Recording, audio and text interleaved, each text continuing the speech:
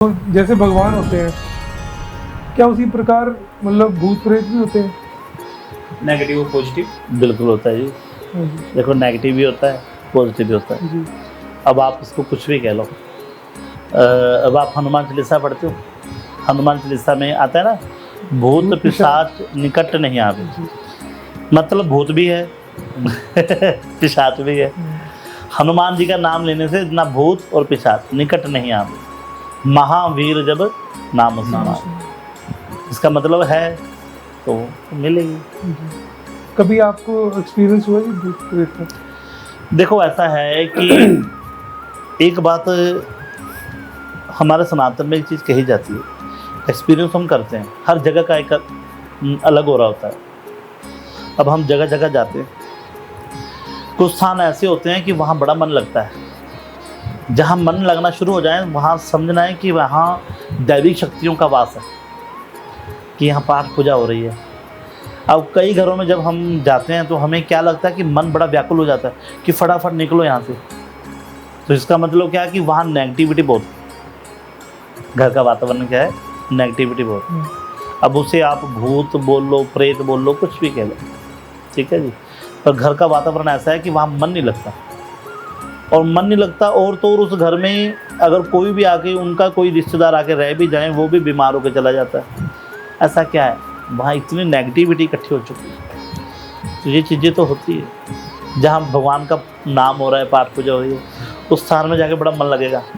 मन उठने को करता है नहीं है, बड़ा आनंद आ रहा है, क्योंकि वहाँ का वातावरण ऐसा है। अपने मन आपका व्याकुलता होनी शुरू हो जाती है जहाँ कुछ ऐसा नेगेटिव होता है। तो कभी आपको वो नेगेटिविटी कहीं पे फील हुई आपके अपने घर में कभी? देखो ऐसा है कि अपने घर में तो यहाँ पाठ पूजा होती रहती है ना, तो यहाँ तो नेगेटिविटी का मतलब ही नहीं बनता। हाँ, कोई मिलने कोई ऐसा व्यक्ति आ जाए जो नेगेटिविटी से भरपूर हो, तो उसके आने से एक अलग ही ऑरा वो अपना क्रिएट कर देता है। तो वो महसूस होना शुरू हो जाता है कि ये व्यक्ति सही नहीं है। तो इस चीज़ का कोई इलाज है कि हम अपनी नेगेटिविटी को घर के बाहर ही रोक दें? बिल्कुल बिल्कुल। देखो इलाज किस चीज़ का नहीं है। हमारे घर में जब ज़्यादा नेगेटिविटी हो जाए ना, तो हमें क्या करना है, एक उपाय करना है छोटा सा। जो हमारी कुल देवी है, जिसको भी हम मानते हैं, ठीक है, अगर कुलजा है, कुल देवी को मानते हो, या दुर्गा माता का ध्यान करके अखंड ज्योत अपने घर में जगा दो। अखंड ज्योत 1.25 महीना जगानी है, देसी घी की, ठीक है। 1.25 महीना अखंड ज्योत अगर आपके घर में चल पड़ी तो समझ लेना घर से नेगेटिविटियाँ सारी दूर हो गई। और जिस घर में नेगेटिविटी होगी उस घर में अखंड ज्योत नहीं चल पाएगी। कैसे नहीं चल पाएगी? 1 दिन, 2 दिन, 3 दिन, वो अपने आप कैसे ना कैसे शांत हो जाएगी। ज्योत शांत हो गई तो समझ लेना कि घर में नेगेटिविटी बहुत है। तो फिर जगा देनी है, अपनी मैया का ध्यान करके वो ज्योत जगानी है। 1.25 महीना जिस दिन ज्योत आपकी टिक गई, समझ लेना आज घर का वातावरण शुद्ध हो गया। 1.25 महीना मतलब लगातार चलनी चाहिए? लगातार अखंड ज्योत जगानी है। अच्छा, मतलब सुबह से लेके मतलब 24 देसी घी और ज्योत, देखो ये सब साइंस है। जहाँ ज्योत देसी घी की जग जाए ना, वहाँ से वैसी नेगेटिविटी दूर हो जाती है।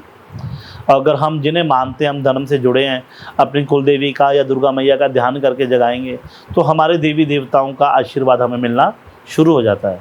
और जहाँ हमारे देवी देवताओं का आशीर्वाद मिल गया, वहाँ से नेगेटिविटी दूर हो जाती है।